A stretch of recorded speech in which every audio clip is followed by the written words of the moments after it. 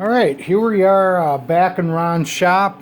Uh, just did the brake pads or drum pads in the rear brakes of my Triumph GT6.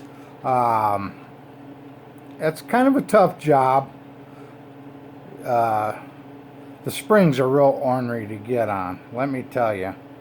So, this is what it looks like when it's all done. Your springs got to be underneath the plate here.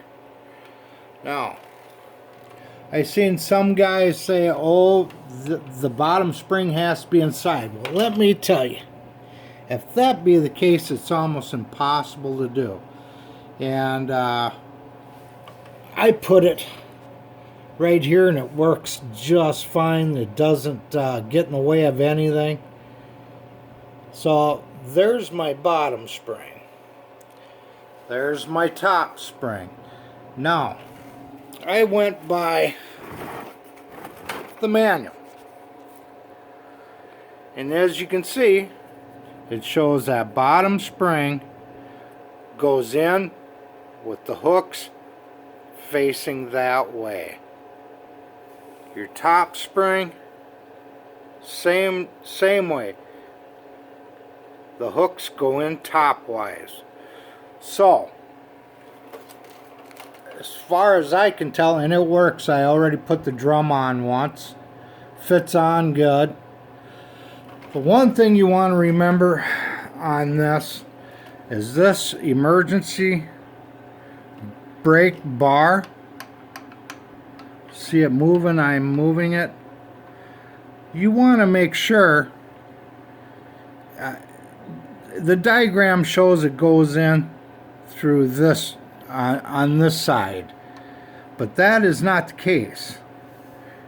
There's two knobs that go right underneath this on your slave cylinder. There's two knobs that sit in there and ride, two knobs that are on this, and they act as a little axle for it to swivel. See? And if you look over here, you can kind of see it in there. Well, you got to put this on before you put the shoe on.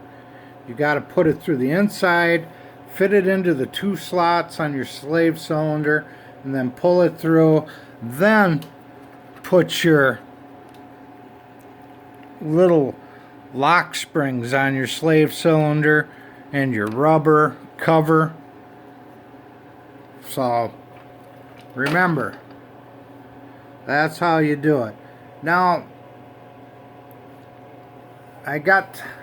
this is actually, I did wrong. It's upside down, but it's not going anywhere. It was so hard to get on. I'm going to leave it right like that. So, yeah, it's solid. See how it moves the whole brakes? There's your emergency brake. No big deal. Alrighty.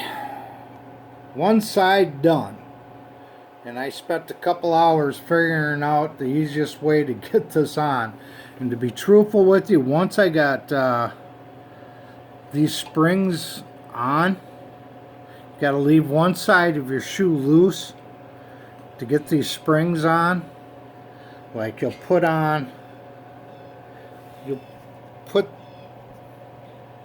this spring on, you'll have it on. Your pad will be on. Sorry about that. Dropped it. And then you will put your spring in this hole right here. And you got to kind of wedge it over. Get it over and it'll snap into place. Then you can get your top spring on.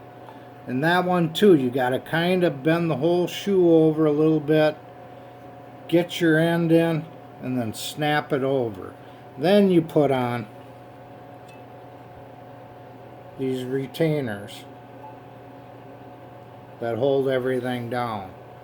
Now when I put on the last one, I actually put a little vise right here to there, and I held it in place and made it a lot easier to get that keeper spring on and keeper top. I don't know why this isn't coming in better, but there you be.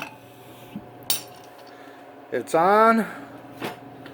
There's a good look at it.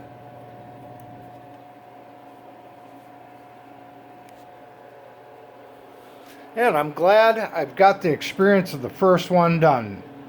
I made mistakes on this one, but that's the way brakes are. They go in a specific way, and you make mistakes, you pull things apart, redo.